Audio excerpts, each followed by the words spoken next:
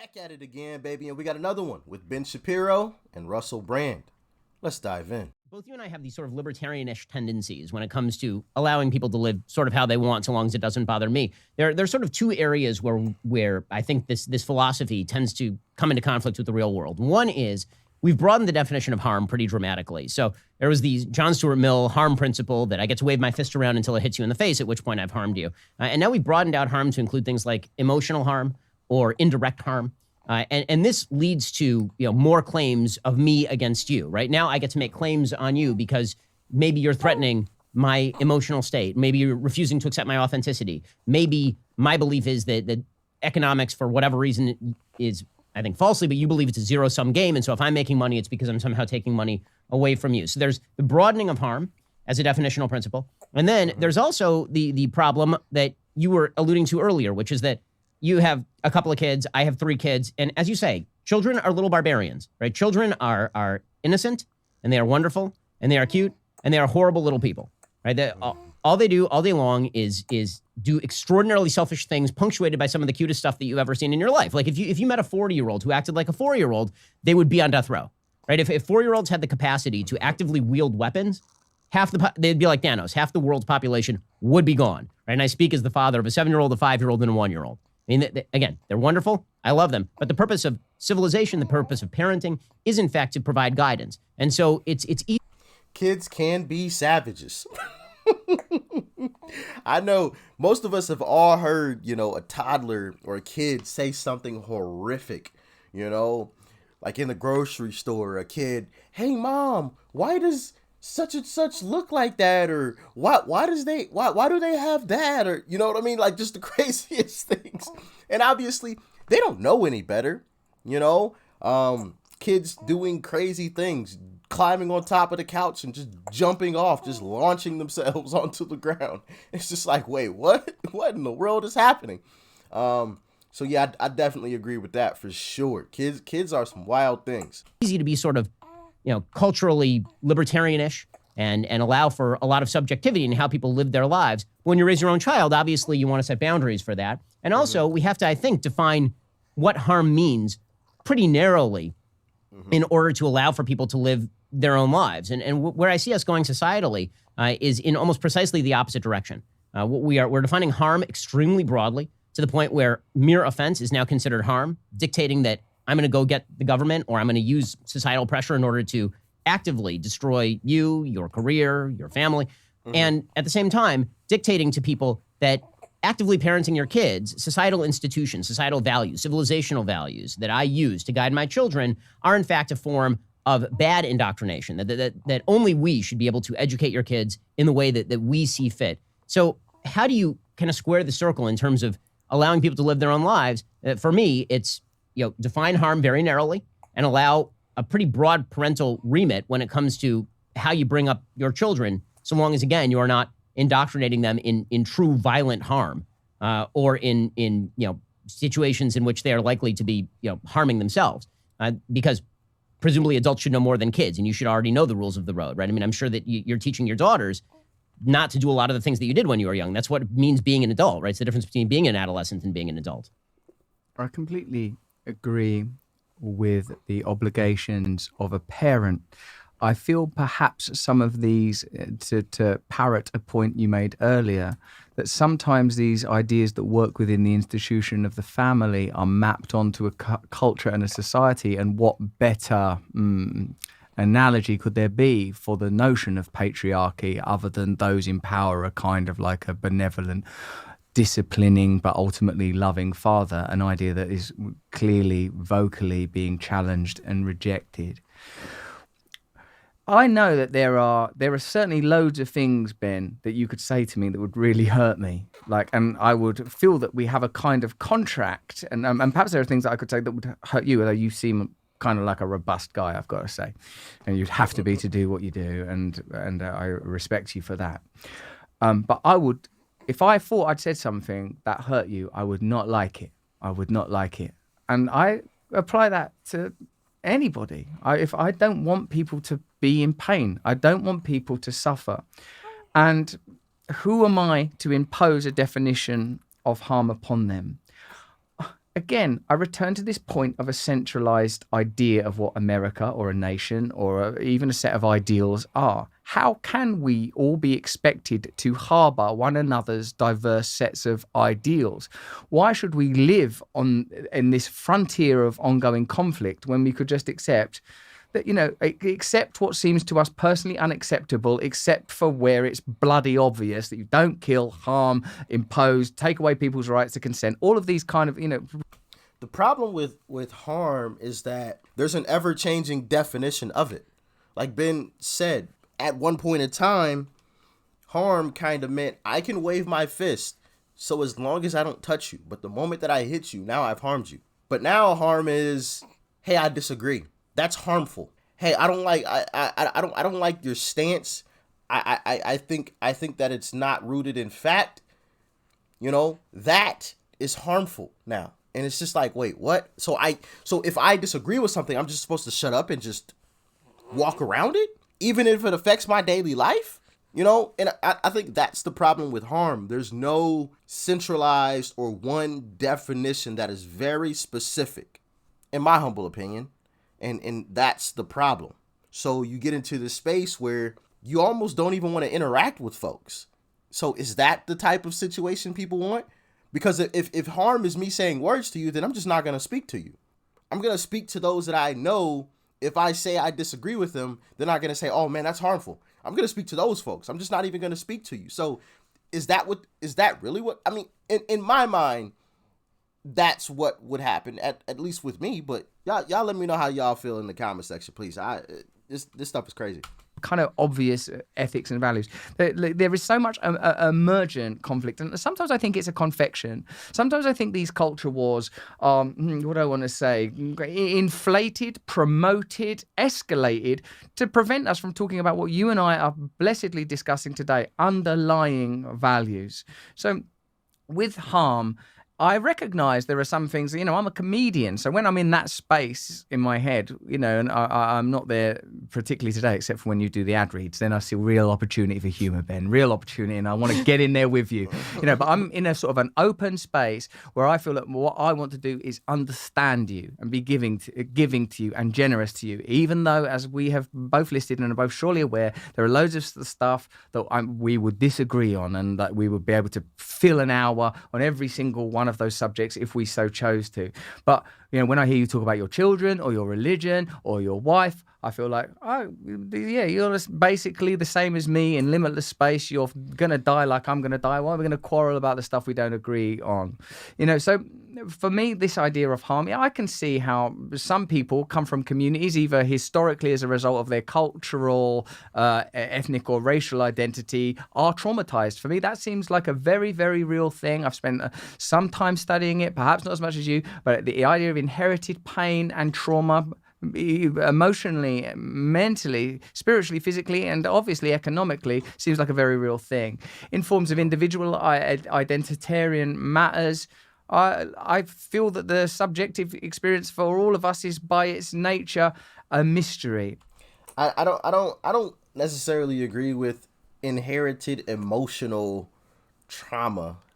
Like, what does that even mean? So, like, the people who came before me had some emotional trauma, so now I feel that emotional. Like, whatever happened to them never happened to me, so how could I ever feel what they felt? I don't know. I feel like that's playing the victim. Like, that didn't happen to you, so why do you feel like you could feel bad for that person, but for you to feel bad or you to feel that trauma, like, I don't know. That just doesn't make sense to me. But maybe I'm wrong. I don't know. Y'all let me know how you feel about that one in the comment section. I could be totally wrong on this, but talk to me in the comment section, please. I'm a little confused on that one. And identitarian matters. I feel that the subjective experience for all of us is by its nature a mystery. And in areas of complexity and confusion, my personal choice would be to, when the Lord allows it, to err on the side of, okay, I don't want to harm anybody. I feel like if I live the rest of my life without harming another person, without another person walking away from an interaction with me feeling that they feel cheapened or not heard or not who they are, then I feel like I'm I have a connection to God. So I got everything I need. I'm not looking for it out there no more. And I don't want to be pulled back out there. I want us in this time of division and fragmentation and fracture to find ways of coming together in peace, coming together with peace. That's why I'm chatting to Candace Owens and chatting to you. I don't want to sit around chatting to people I agree with. I want to talk to people where there are areas of concern. I respect that. I respect that. He said, I don't want to be in an echo chamber, basically. I want to chat with people that I disagree with. I love that. Shout out to Russell Brand for that. But I also will disagree with him on trying to make sure that nobody who ever comes in contact with him feels any type of harm. And once again, it goes back to what I was just describing earlier. There's an ever-changing definition of harm. And I feel like that's a horrible way to live. Oh, man, I have to tiptoe around what I say. I have to walk on eggshells, so to speak, when I speak to these certain individuals. Like, that's just weird. Like, I have to sit and contemplate. Okay, well, let me make sure that I remember, okay, this person is pronouns is this, and I need to say this way, because if I don't, this person will be offended. And then okay, red means this in this culture, in this religion, so I'm not gonna say red. I'm gonna say a different color that's close to that, but then I'm not gonna say that. Okay, all right. Now, but by the time I do all that, like, it's just like, wait, what? No, that's just harm. We should have one definition, not an ever-changing definition. Explain it simply, and that is that. Sticks and stones may break my bones, but words may never hurt me. That's my belief. That's my belief. And listen, I get it. Not everybody's going to agree, but when we define something for an entire society, I feel like it has to be simplistic, not overly complicated, and very straightforward. Because otherwise you get this muddied area where, a lot of different things are happening, and things can be misinterpreted, and it's just like this weird area. And I don't know. I just don't agree with that. Harm is literally me physically harming you, and that is the end of it. End of discussion.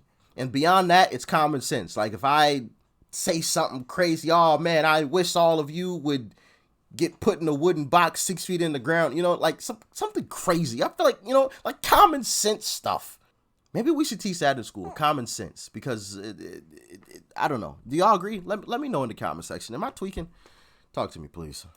A discontent and downright disagreement, and find ways that we can harmonize and live together. Because I'm not coming to live in your house with you. I'm not going to start going, hey, why don't you do this with your kids? And presumably you're not going to do the same with me. So it's hypothetical. It's hypothetical. And for the people that these subjects are real, the people that feel challenged about the way they are, the way that they identify, often I must admit, I cannot comprehend it or understand it, but as best I can, that's part of what they are saying. They are saying, you don't understand.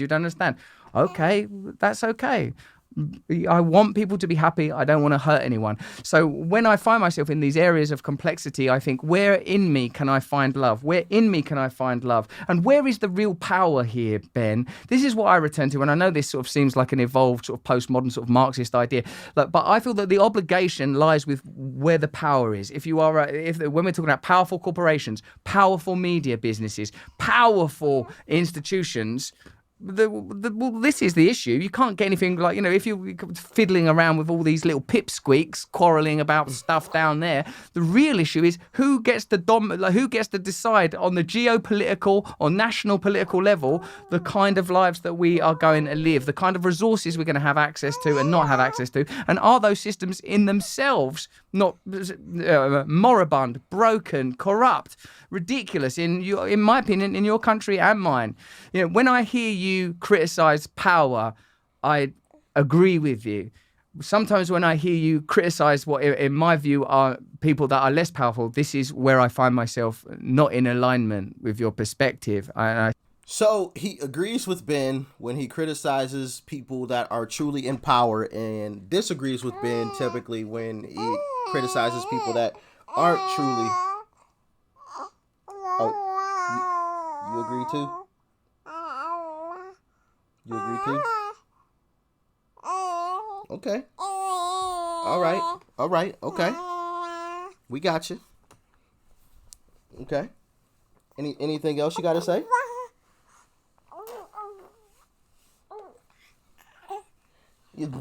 That's what you got to say? Okay. All right. Well, we got her 2 cents. I mean, I pretty much think I said everything I had to say in this video here earlier. I don't agree with Russell, although I do love the fact that he's willing to speak with people that he disagrees with. And I love that fact. I love that. And I've spoken about that several times in other videos. I think it's important that we talk to people that we disagree with and we don't live in some type of echo chamber where, you know, we say something and we just hear it repeated back to us, because I think that causes a delusional mindset, right? And then once we get out of that echo chamber, it's like the world is falling apart to certain people, and it's just like, wait, no, this is normal life.